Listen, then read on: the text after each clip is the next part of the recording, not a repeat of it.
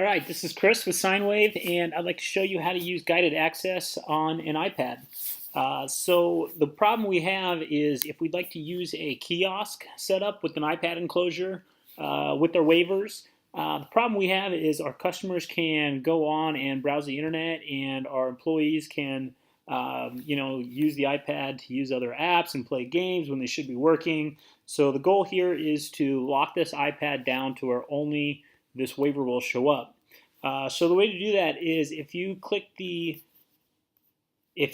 home button 3 times, 1, 2, 3, it'll bring up a guided access passcode. So I'll go ahead and enter my passcode, and it'll bring up this guided access menu. When you're on this screen with your finger, you can draw areas that cannot be accessed by your customers. So I'm going to go ahead and draw an area around the top address bar, and it'll go ahead and resize it for me.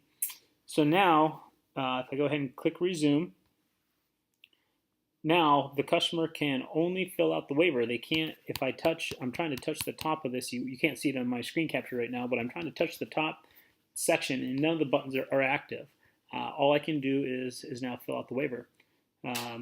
One thing to note is when the customer hits submit, they're going to be directed to the exit URL down here at the bottom. If you're going to be using guided access, you want to either create an additional waiver just for your iPad enclosure or just for your kiosk, and set the exit URL to the form itself. That way, after the customer submits this waiver, it'll send them to the thank you page. And after it goes to the thank you page, it'll just go right back to a blank version of this waiver.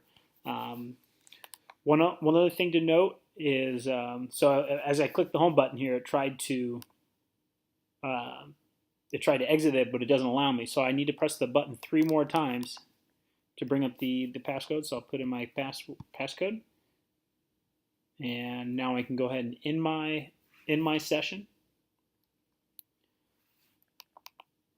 And if I'd like, I can press the button 3 times to start this guided access again.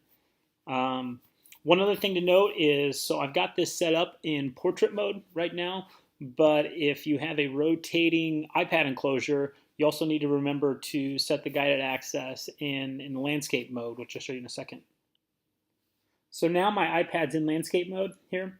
And now I'm still in guided access mode. If I try to hit the home button, I can't get out. But now that it's in the landscape mode, I could navigate to other websites. So I need to hit that button 3 times to get into the guided access menu. And I need to draw another box in landscape mode around the top section of the browser. Now that's locked out.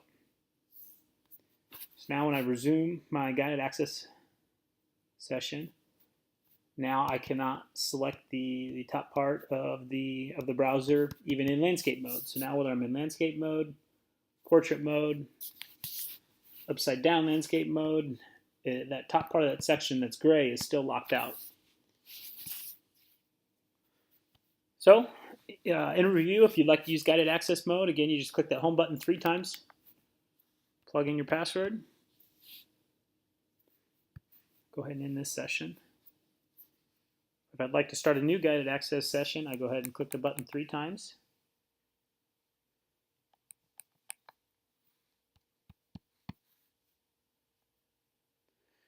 And as I showed you, you can just draw with your finger the area around the top browser to lock that out, and click resume.